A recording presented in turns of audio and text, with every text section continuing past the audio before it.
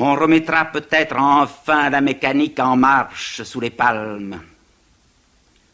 Sur la claire cimaise où l'ombre tourne mal, à l'aube des parties décidées loin du port, quand les idées sans lest prennent le large, dans l'immense rainure où s'évacue la soif, où le sang trop léger reconstitue ses vagues, quand la houle pousse à grands coups d'épaule sur le port, le chant des matelots haletant la cadence.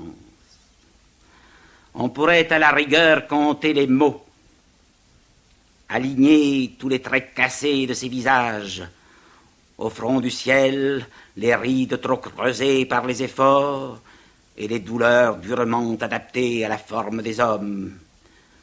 Il faut voir ces statues de liège sur les flots, ces formes déguisées qui s'accablent dans l'ombre quand l'esprit clairvoyant dans l'éclair d'un défaut aperçoit l'avenir implacable sur les arêtes de la tombe.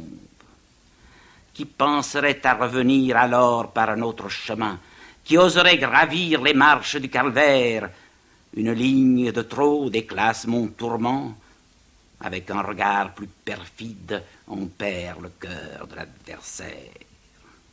Plus une larme dans le mien, plus un geste précis sur l'éclat trouble du mystère, rien que des signes noirs sur les routes sans fin et tout le temps perdu dans les fausses carrières. Mais parfois la joie ouvre ses branches d'or au soleil caressant. L'amour épanoui depuis les premiers murmures du jour se dépouille de ses pétales.